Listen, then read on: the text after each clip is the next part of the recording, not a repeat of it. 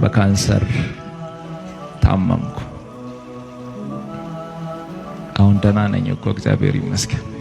ወንድማችን ማስተር አብነት ከታመመ ትንሽ ቆይቷል። ነገር ግን ህመሙን ደብቆ በጎ ስራውን እየሰራ ነበር።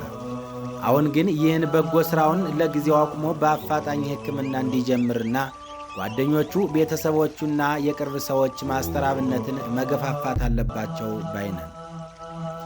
አዲስ ሚዲያ ኔትወርክ ይህ ዘገባን ሰርቷል። ማስተር አብነት ከበደ ማህበራዊ ሚዲያን ለበጎ ዓላማ በመጠቀም ተጽዕኖ ፈጣሪ መሆን እንደሚቻል ካስተማሩ ሰዎች መካከል አንዱ ነው። በሚሰራው የበጎ አድራጎት ሥራ የተቸገሩ ሰዎችን ሕይወት መለወጥ እንደሚቻል በተግባር ያሳየ ድንቅ ወጣት የኢትዮጵያ የቁርጥ ቀን ልጅ ነው። ከሚያለቅሱ እናቶች ጋር ሲያለቅስ፣ ከታማሚዎች ጋር አብሮ ሲታመም፣ በተፈጥሮ አደጋ ለተጎዱ ወገኖች ፈጥኖ በመድረስ የሚታወቀው ማስተር አብነት ማህበራዊ ሚዲያን ተጠቅሞ እርዳታዎችን በማሰባሰብና በመለገስ የብዙዎችን እንባ አብሷል። በካንሰር ሲታመም እግሬን ስለታመምኩ እግርህ ከጉልበት በታች ይቆረጥ ተባለ። እግሬማ አይቆረጥም ብዬ ከእግዚአብሔር ጋር መነጋገር ጀመርኩ። እንዲህ ብዬ እግዚአብሔርን ጠየቅኩት፣ እግሬን የምትፈውስ ከሆነ በእነዚህ እግሮቼ ቆሜ አንተን አገለግላለሁ አልኩት።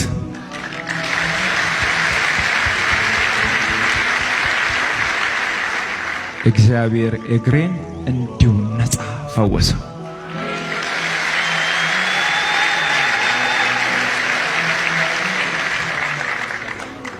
የሚታይ ከሆነ ይታያል። እዚህ ጋር የጠባስ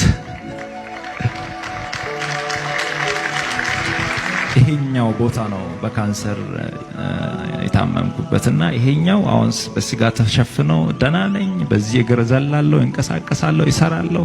ይሄኛው እግር ነበር ጠላት ይቆረጥ ያለው፣ እግዚአብሔር ግን አይቻልም ብሎ ከለከለ። አሁን ግን ማስተር አብነት ራሱ በከባድ ህመም ላይ መውደቁን ከኤኤምኤን ጋር በነበረው ቆይታ ይፋ አድርጓል። ችግረኞችን ለመርዳት ገንዘብ እያሰባሰብኩ ዝም ብዬ መቀመጥ አልችልም የሚለው ማስተር አብነት የህመሙን ምንነት ለይቶ ባያስቀምጥም ስለምታመሙ ለማንም መናገር እንደማይፈልግ ገልጿል። ማስተር አብነት አንድ ወር ባልሞላ ጊዜ ውስጥ ብቻ 30 ሚሊዮን ብር በማሰባሰብ 5 ሰዎችን ለሕክምና ወደ ህንድ ሀገር ሂደው እንዲታከሙ እንዲመለሱ ማድረግ ችሏል። እኔ አሁን ባልተመረመረ በሽታ ውስጥ ነው ያለሁት። የሚያስጨንቀኝ ይህ ህመም በምርመራ አይገኝም። ራሴን እያጣው ነው፣ በስነ ልቦናም እየተጎዳው ነው ብሏል። ማስተር አብነት ማንንም ሰው ማስጨነቅ ስለማይፈልግ ብቻ ስለ ህመሙ ጉዳይ በግልጽም የለበሰው ልብስ የሸፈነውና በሕክምና ይህ ነው የማይባል ህመምም እያስጨነቀው ይገኛል።